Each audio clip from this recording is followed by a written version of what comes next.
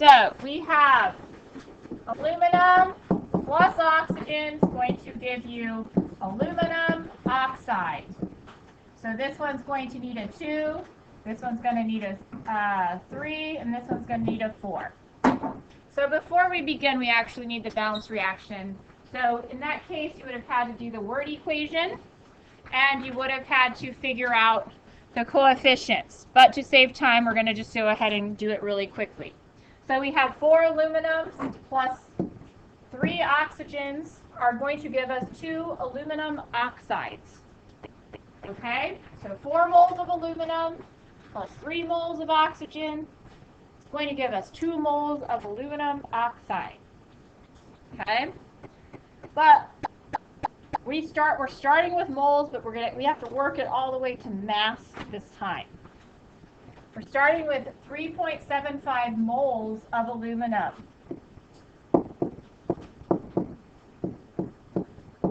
Still need to write your unit and your substance when you're doing your T-chart. Given information goes in the upper left corner, just like normal. Now this is the part where it's going to get confusing. If you start with moles, you need to go right into mole ratio step and switch compounds or switch substances.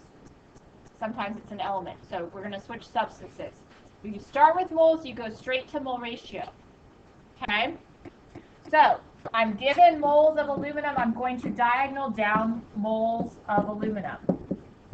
What am I eventually going to want? Aluminum oxide. I need aluminum oxide. So that's what I'm going to go to first, is go to moles of aluminum oxide.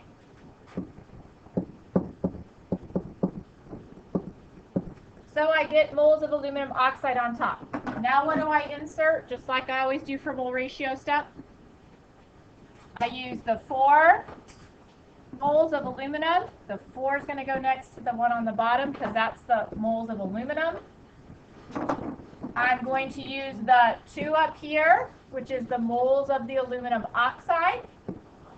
Moles of aluminum oxide. Okay? That's just like you did in the first 2 sets of problems. Okay? But it doesn't ask for moles of aluminum oxide, it asks for mass. So we have to do one more step and change it to grams. Just like we did last unit where we did moles to grams, we can do that here as well. Okay? So we're going to add in one more step. And how do you change moles to grams? What do we use to find the grams? What do we need?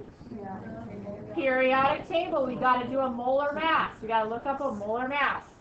So molar mass is always equal how many moles of the substance? On our mole map, everything always equaled what? 1 mole. So this is going to equal 1 mole of that substance. So let's go ahead and look up our molar mass. So aluminum is 26.98. Check me, make sure I'm right on that. Anybody look that up? Am I right? And what's oxygen again? We all have this one memorized. 16, good. So 3 times 16, right? We add all this up, what do we get for our molar mass?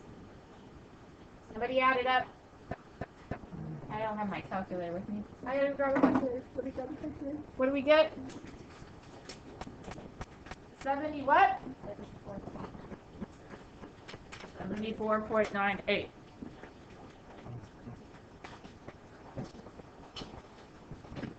Oh, 74? I got 101.96. Yeah. By 2. Yeah, you got to multiply by 2. That's probably why.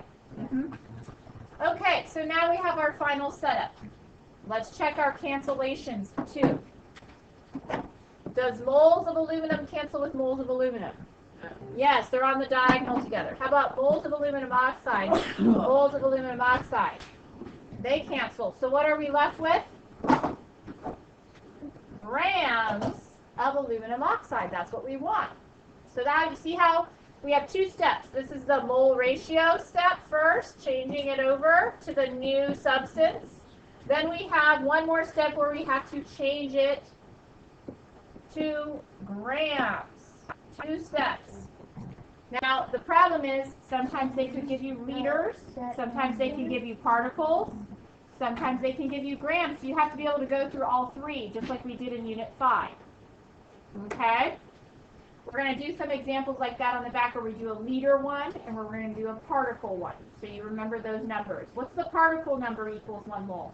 6.02 times Avogadro. Avogadro's number, good. 6.02 times 10 to the 23rd. You know that one. What's the liter number at standard temperature pressure? 22.4 always equals 1 mole. Very good. So let's look at, oh wait, finish the problem. What's the answer? You need to finish the answer here. Times 2 times 101.96 divided by 4, right? What do we get? 191.175, but how many sig figs do I get to keep? Only 3. So I'm going to make this 191. I don't round up the 1, good. So 191 grams.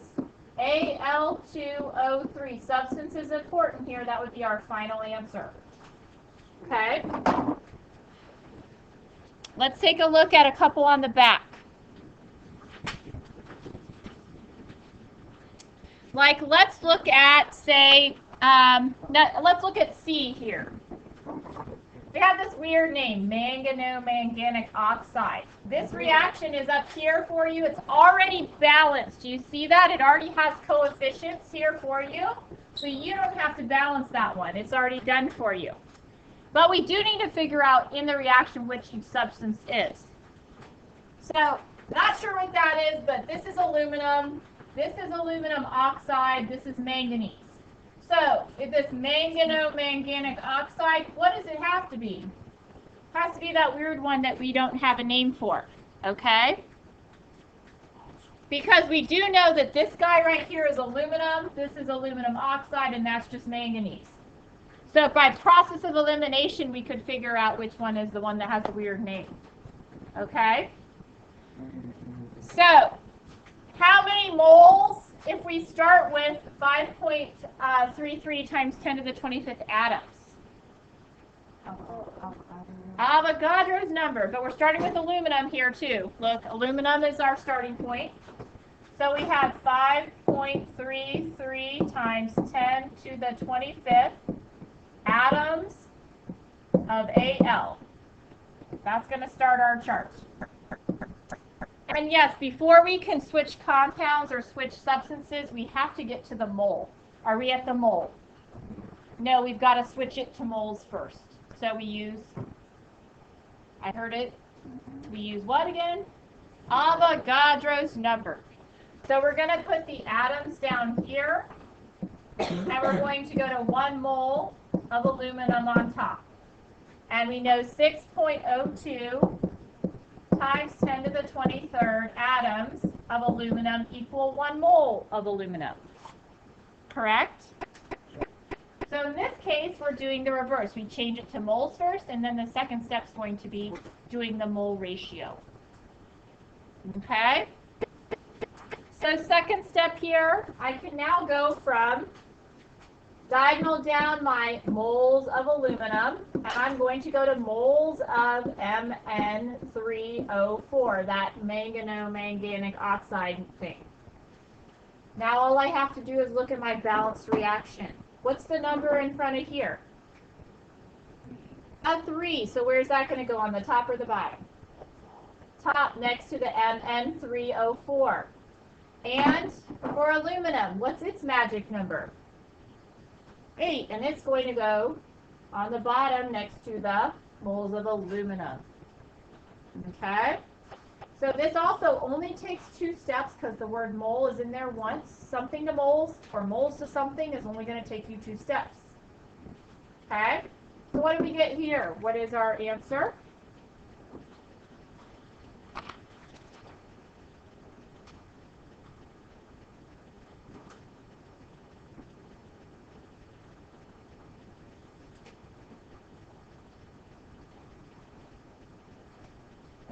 Anyone?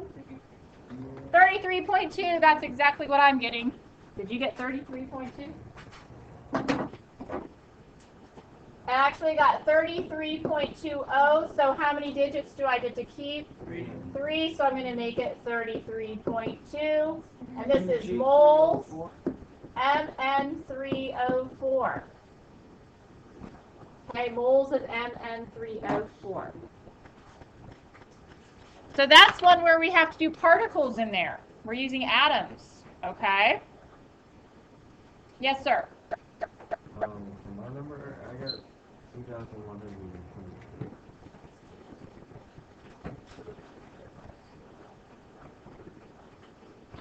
Oh yeah, you have to put parentheses around it. That's why. So you need to put parentheses around the top because we took the 3 and divided it and then multiplied it. Okay. Oh no, maybe you just didn't divide by 8. Divide that by 8. See if that works. Divide it by 8. Your number. You just forgot to do the 8 on the bottom. Does that work? Take your 2,000 whatever, divide by 8. No? Okay, well, we'll check it in a minute. Let's look at a liter one. Okay? Down here, we have this fat molecule called tristerin. It's found in camel's humps. I love this problem because it's fun. It's a big compound, too. It's C57H110O6. It's a big, long, fat molecule. But you can burn it in oxygen. Guess what? For the camels that live in the desert, they produce a lot of their water that way by having this fat molecule burn. So maybe that's what it's called. So there you go. There you have it. Fun applied science here. Now, it says what volume of oxygen is required to consume 0.64 moles of tristerin. So we have 0.64 moles of our C57H110O6 compound. And we want to know how many liters of oxygen we want to use here to make this work. So in this case, I'm starting with moles and I'm going to go to liters eventually. So what's the next step? We need to take our moles and do what? Turn them into like We need to do mole. Oh, wait. We got to do the mole ratio first. We got to switch to the oxygen. So, moles of tristerin is going to go to moles of O2, right? What are the coefficients? They're pretty big. What's the mole for tristerin is a 2, but the moles for the oxygen is what? 163. That's a big amount. Yes. Now that we're at moles of oxygen, what can we do? We can do moles of oxygen to liters of oxygen. So, 1 mole of O2 equals how many liters? 22.4 liters of O2. And you're done. So we calculate this, we get our final answer. And I know time's running out, but I'd like you to finish the back for homework, the rest of them for homework. I'm going to put up this final answer right now if you'd like to check it.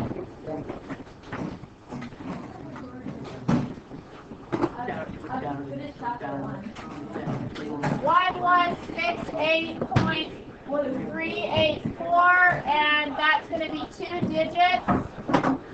2 digits allows for 1 round up, so we're going to make it 1,200 liters of O2.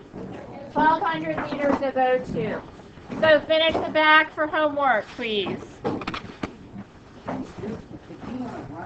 So you have like 6 problems of 2-steppers to do.